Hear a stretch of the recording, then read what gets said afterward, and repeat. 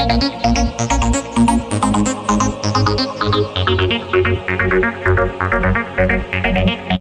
कार्तिक कश्यप स्वागत करता हूं आपके अपने चैनल वाईटी प्रेपअप में। तो आज का जो हमारा टॉपिक होगा वो इंडोक्राइन सिस्टम का पार्ट 2 होगा। पहले पार्ट में हम देखे हैं कि इंडोक्राइन में हेड में हमारे मींस नेक के ऊपर के पोर्शन में हमारा 3 ग्लैंड प्रेजेंट है जो कि इंडोक्राइन के अंदर आता है। पहला था हमारा हाइपोथैलेमस, और हाइपोथैलेमस हमारा क्या कहलाता है? Master of master gland. दूसरा हमारा है प्यूटिट्री। तो सबको हम शॉर्ट में रिवाइज कर लेते हैं, उसके बाद हमसे फिर आगे बढ़ेंगे। और तीसरा हमारा पीनियल। अगर हम इसका बात करें तो ये मास्टर ऑफ मास्टर ग्लैंड है, और ये क्या है? हमारा मास्टर ग्लैंड है। तो ये मास्टर ग्लैंड है। ये मास्टर ग्लैंड क्यों कहलाता है? क्योंकि ये हमारे टोटल ग्लैंड पे नियंत्रण रखता है, इंडोक्राइन ग्लैंड। बस एक्सेप्शन यहां एक है, पाराथायरॉइड। उसके अलावा जितना ग्लैंड हमारे बॉडी में प्रेजेंट है, इंडोक्राइन ग्लैंड, सब पे नियंत्रण ये रखता है, बट इस पे नियंत्रण ये रखता है। इसीलिए ये क्या कहलाता है? Master of master gland. समझ में आ गया होगा सभी को। और पीनियल ग्लैंड, पीनियल ग्लैंड क्या है? पीनियल ग्लैंड को हमारे बॉडी का तीसरा आंख बोला गया है। मींस कैसे? हमारे बॉडी में कोई भी बायोलॉजिकल क्लॉक मेंटेन होता है, एक्सेप्शन हम देखते हैं, या फिर हम इसका एक एग्जांपल देख लेते हैं। एग्जांपल के तौर पे देखते हैं मेंस्ट्रुअल साइकिल को। ये 28 डेज पे बार बार इस मतलब साइकिल रन होता है। तो इसे रन कौन करवा रहा है? यही करवा रहा है, ठीक है। और प्यूटिट्री की एक और खास बात है, स्मॉलेस्ट एंडोक्राइन ग्लैंड है ये, स्मॉलेस्ट एंडोक्राइन ग्लैंड है, सबसे छोटा, बट कंट्रोल सब पे रखता है, ठीक है। अब हम सबके हार्मोन को देखते हैं। तो हाइपोथैलेमस को बाद में हम देखते हैं। प्यूटिट्री का सबसे पहले अगर हम बात करें तो ये है जीएच, मींस ग्रोथ हार्मोन, और पीनियल ग्लैंड का melatonin. GH means growth hormone. अगर ज्यादा हो जाए तो क्या हो जाएगा? गैगेंटिज्म। और अगर कम हो जाएगा तो क्या हो जाएगा? डॉर्फिज्म।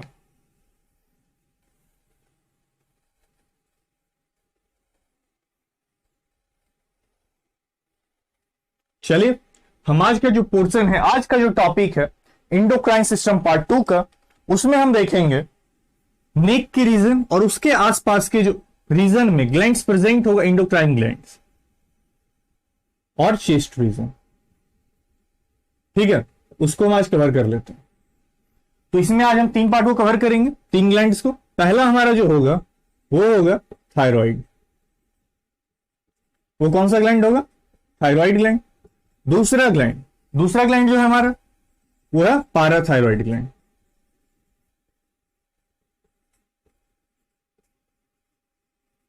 और तीसरा जो है वो हमारा होगा जो सबसे इंपॉर्टेंट हमारे बॉडी के लिए, थाइमस, ठीक है।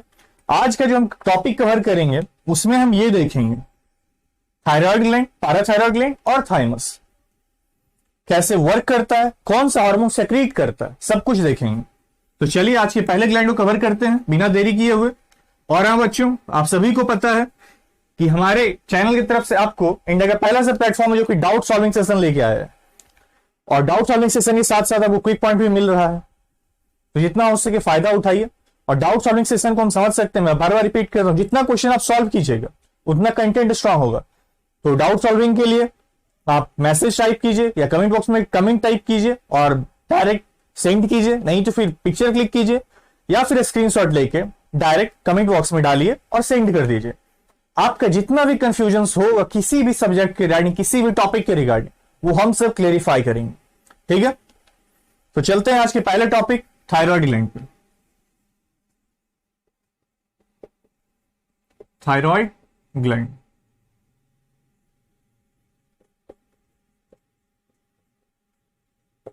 थायराइड ग्रंथि, ठीक है। अब हम देखते हैं, ये हमारा जो है लार्जेस्ट ग्लैंड है, largest gland of our body. शरीर का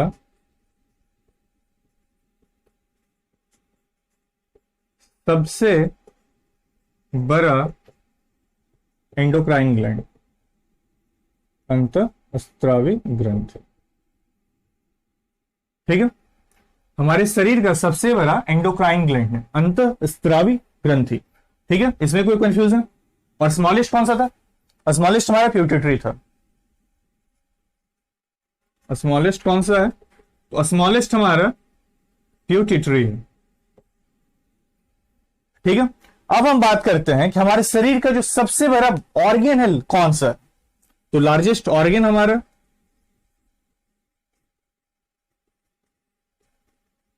तो लार्जेस्ट ऑर्गन हमारा कौन सा है? स्किन है, मींस सबसे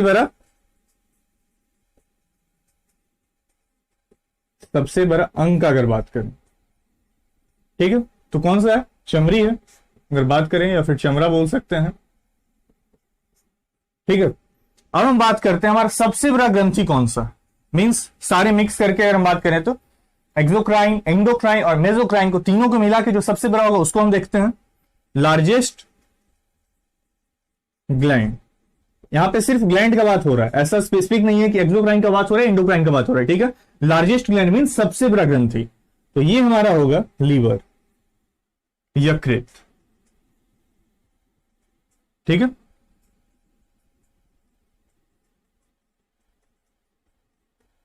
यहां से सवाल आ सकता है, इसीलिए से यहां पे आपको एक जगह कलेक्ट हो गया होगा। शरीर का सबसे बड़ा एंडोक्राइन ग्लैंड है, स्मॉलेस्ट कौन है? एंडोक्राइन में प्यूटिटरी है, बट ये मास्टर ग्लैंड, सबको कंट्रोल करता है, नियंत्रण करता है। लार्जेस्ट ऑर्गन कौन सा है? चमड़ा या स्किन, सबसे बड़ा अंग है। लार्जेस्ट ग्लैंड, सबसे बड़ा ग्रंथि, तीनों को मिला के एक्सोक्राइन, एंडोक्राइन और मेसोक्राइन को मिला के क्या होगा? लीवर होगा। तो लीवर को हम क्या बोलेंगे? यकृत या जिगर।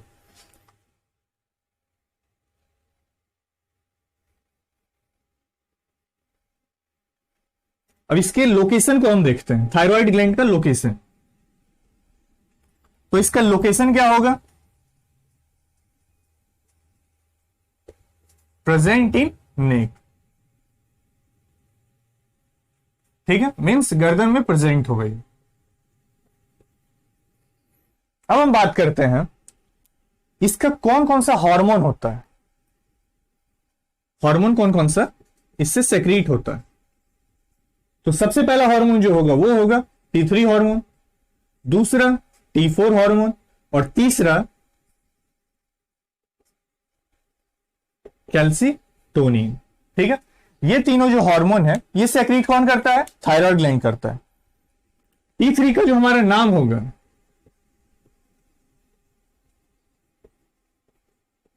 ट्राइलोडोथायरोक्सिन, और T4 का जो हमारा नाम है वो है थायरोक्सिन। और कैल्सीटोनिन, यहां से पता चल रहा है कैल्सी मीन्स कैल्शियम, तो इसका कुछ रोल होगा कैल्शियम में। ठीक है, इसका नाम है कैल्सीटोनिन। हम देखते हैं इसका फंक्शन क्या होगा।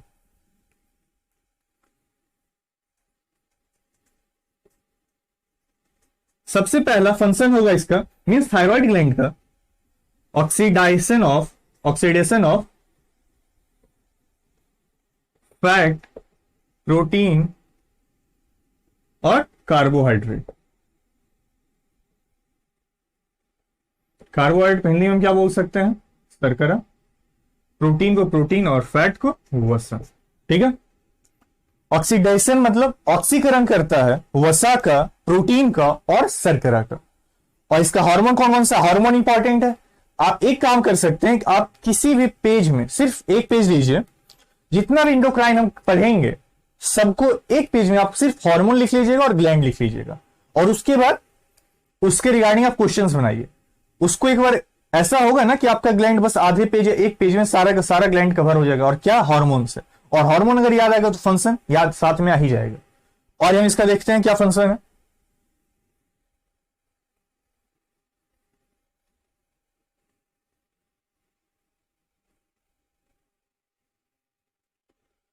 अब जो है हम देखते हैं थायरोक्सिन से रिलेटेड एक वर्ड है थायरोक्सिन। थायरोक्सिन का सिंथेसिस तब तक नहीं हो सकता है जब तक हमारे बॉडी में आयोडीन ना हो।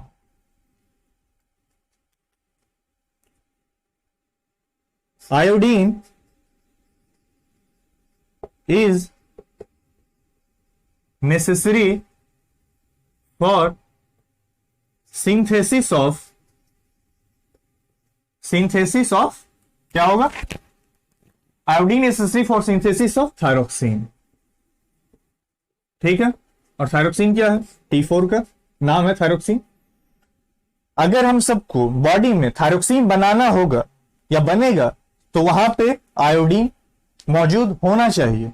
आयोडीन मौजूद नहीं होगा तो थायरोक्सिन नहीं बनेगा। और किसी में अगर क्या कहते हैं, आयोडीन अगर किसी के बॉडी में कम होगा तो क्या होगा, deficiency of iodine, deficiency of iodine. तो कौन सा बीमारी होगा, सभी को शायद पता ही होगा, गॉइट्री, जिसे हम घेघा बोलते हैं। ठीक है, और इसका जो सबसे इंपॉर्टेंट फंक्शन है वो है Metamorphosis. Metamorphosis of tadpole larva.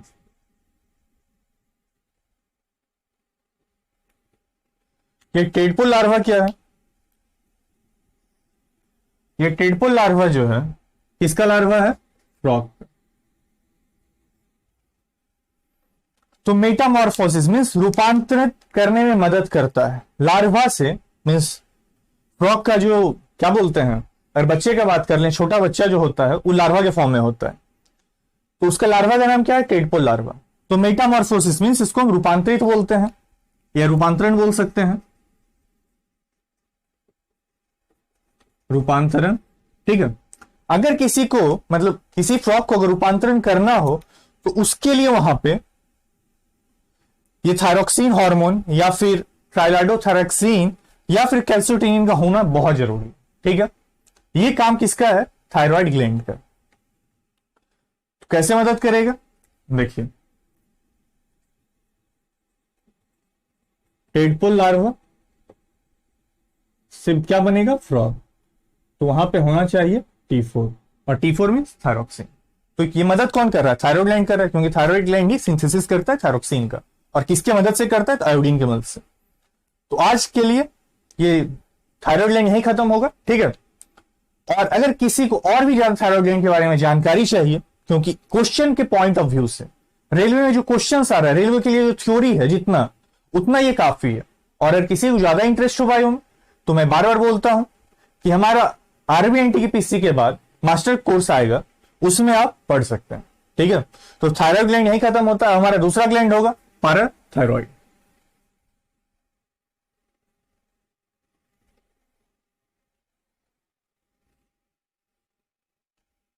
हम देखते हैं हमारे दूसरे ग्लैंड को, जो कि जिसका नाम है parathyroid.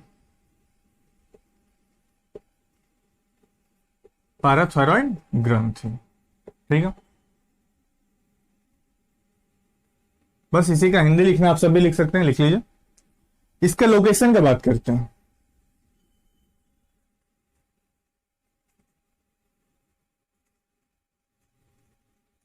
Present in neck region means गर्दन में ही रहता है, एसोसिएटेड विथ, और साथ में किसके रहता है, तो नाम से लग रहा होगा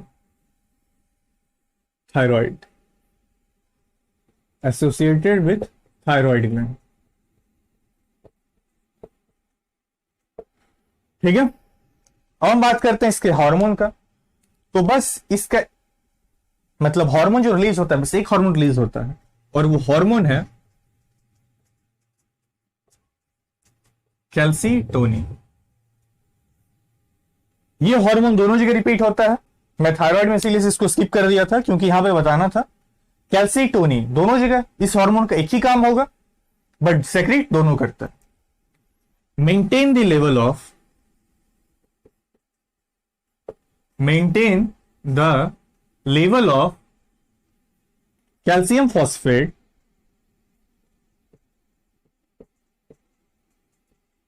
in blood। हमारे शरीर में कैल्शियम फॉस्फेट का लेवल को मेंटेन करता है। कम करना है, ज्यादा करना है, या फिर नहीं बनाना है, जो करना होता है कैल्शियम फॉस्फेट का वो सब करेगा कैल्सीटोनिन। ठीक है, ये सारा काम पैराथायरॉइड का है। अब हमारा ये बहुत छोटा पोर्शन होता है पैराथायरॉइड, क्योंकि मेनली एसोसिएटेड ये होता है थायराइड ग्लैंड के साथ, जो सबसे बड़ा ग्रंथि उसके साथ जुड़ा होता है।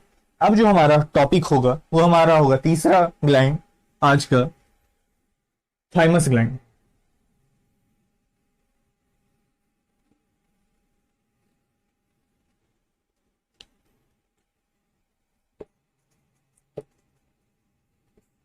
थाइमस, इसका लोकेशन हम सबसे पहले देखेंगे।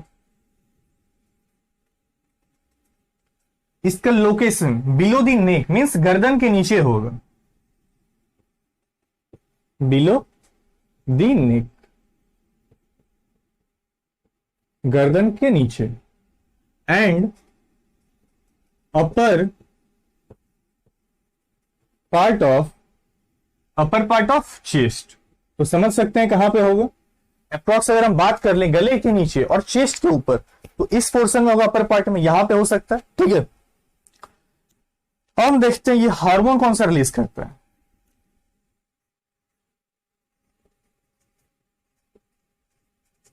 तो ये हार्मोन कौन सा रिलीज करता है, अगर उसका बात करें तो कौन सा करेगा, थाइमोसिन। ठीक है, इसका फंक्शन क्या होता है अगर हम इसका बात कर लें तो, थाइमोसिन हार्मोन, इसका फंक्शन क्या होगा। तो अगर सबसे पहले अगर बात करें इसके फंक्शन का, मैं अगर स्टार्टिंग में जो बता रहा था थाइमस, तो वहां पे मैं रिपीट किया था कि हमारे शरीर का अगर बात कर लें तो बहुत इंपॉर्टेंट ऑर्गन है ये। कैसे इंपॉर्टेंट होगा वो हम देखते हैं। इसका फंक्शन है गिव इम्यूनिटी।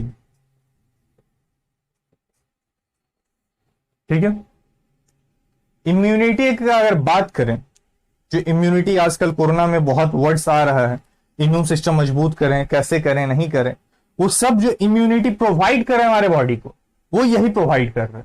कौन प्रोवाइड कर रहा है, थाइमस ग्लैंड। और क्या, कौन से हार्मोन की मदद से, थाइमोसिन की मदद से। अब हम देखेंगे कि फॉर्मेशन कैसे मदद करेगा। ठीक है, और इम्यूनिटी कैसे देगा। तो लिम्फोसाइट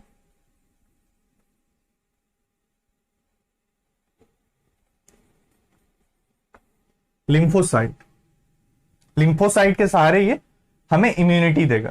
ठीक है, हम देखते हैं लिम्फोसाइट कहां बनेगा, कैसे बनेगा, या फिर इसका मैच्योरेशन कहां होगा, हम सब कुछ देखते हैं। बट इसका एक फैक्चुअल डाटा जो है वो हम देख लेते हैं सबसे पहले।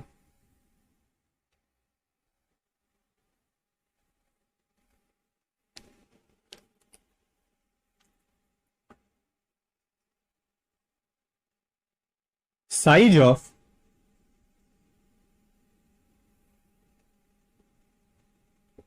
of thymus gland decrease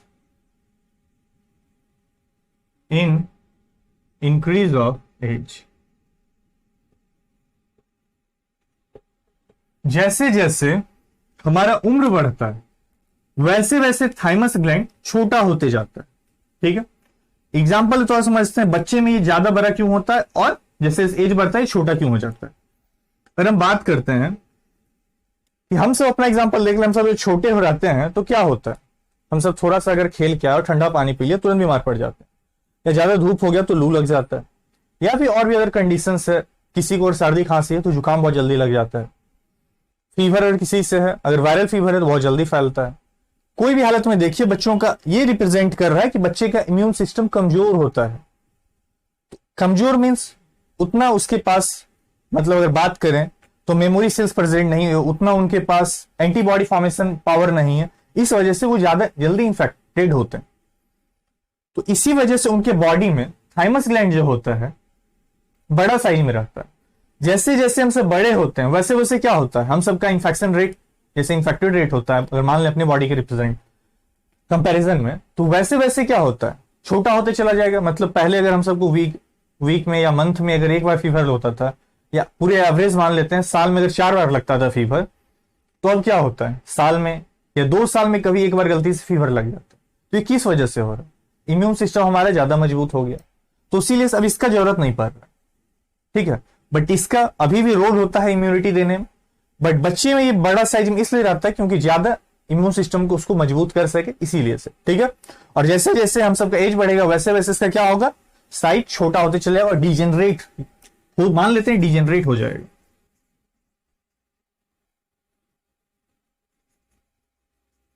ठीक है, डिजेनरेट कर जाएगा। बट फिर भी डिजेनरेट, अगर मान लेते हैं पहले इतना बड़ा था तो इतना बड़ा रह के समाप्त हो जाएगा, और अभी भी इम्यूनिटी देने का काम करेगा, ठीक है।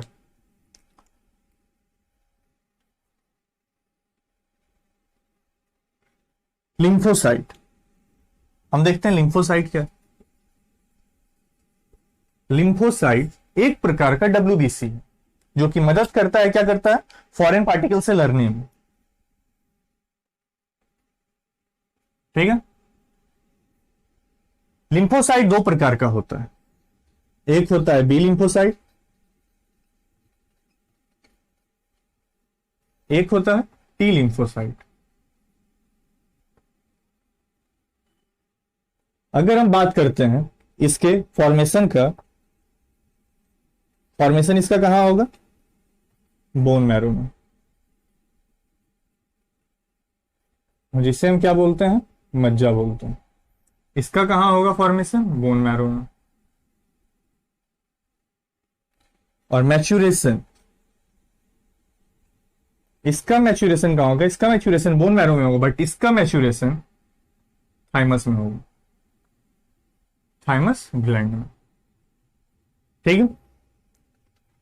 तो सभी को समझ में आएगा कैसे ये इम्यून सिस्टम मजबूत करता है, और ये दोनों का काफी अहम रोल होता है, क्योंकि बहुत सारा हम देखेंगे मास्टर कोर्स में T4 helper cell, killer cell, बहुत सारा सेल्स होता है जो कि हमारे बॉडी को इम्यून सिस्टम मजबूत करने में मदद करता है। और इसका जो काम होता है वो होता है फॉरेन पार्टिकल के खिलाफ लड़ना। मीन जैसे कोई इंफेक्शन हमको लगेगा तो हमारे बॉडी में कुछ आएगा, जैसे हम बात कर लें फीवर लगता है तो हमारे टेम्परेचर बॉडी का बढ़ जाता है। तो बॉडी का टेम्परेचर इसलिए नहीं लग रहा है, बढ़ रहा है क्योंकि हम इन्फेक्टेड हुए। हमारा बॉडी का टेम्परेचर इसलिए बढ़ रहा है क्योंकि वो इन्फेक्ट हुआ, और उसको मारने के लिए हमारा शरीर जो है अपना बॉडी के टेम्परेचर को इंक्रीज कर देता है। इम्यून सिस्टम इंक्रीज कौन करवा रहा है, यही करवा रहा है। और किसके मदद से करवा रहा है, हाइपोथैलेमस। बता चुके हैं टेम्परेचर का रेगुलेशन का पावर किसके पास है, उसके पास है, बट उसको सिग्नल कौन भेजेगा, थाइमस भेजेगा। तो वो क्या करेगा, हमारे बॉडी के टेम्परेचर को बढ़ा देगा, जिस कारण से एक दिन में हो सकता है हम सब ठीक नहीं होते, 2 दिन लग जाए, 3 दिन लग जाए, बट मार के खत्म करके हम सबको स्वस्थ कर देता है। अगर हम बात कर ले, हम सबको जुकाम लगता है, इन्फेक्शन नाक में लगा, या किसी के माध्यम से मान लेते हैं कोई वहां छींक दिया, वहां पे क्या था, वायरस स्प्रेड था, हम सबके नाक में गया, तो हम सबके इम्यून सिस्टम को पता चल गया कि कोई फॉरेन पार्टिकल हमारे बॉडी में इंटर किया, जिस कारण से उसको मारने के लिए क्या करता है, म्यूकस रिलीज करना शुरू कर देता है। और म्यूकस रिलीज करते करते वो सोचता है कि बाहर निकाल देगा हमारे बॉडी से। इस वजह से हमारे नेजल एरिया में लिक्विडिटी बढ़ जाता है। इसी टाइप से बहुत सारा हमारे बॉडी में फंक्शन है जो कि सारा वर्क ये कर रहा है फॉरेन पार्टिकल से लड़ने का। और भी बहुत सारे सेल्स होता है जो कि बहुत सारे ऑर्गन में होता है और फैगोसाइट करने में मदद करता है, खाने मतलब उसको मार के खा जाता है। तो आज के लिए बस इतना ही रहने देते हैं। आज के हमारे जो कंप्लीट हुआ है वो है थायराइड ग्लैंड, पैराथायराइड ग्लैंड और थाइमस ग्लैंड।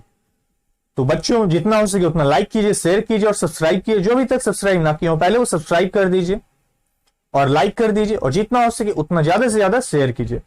तो फिर मिलेंगे हम अगले क्लास में। आज के लिए इतना ही, धन्यवाद।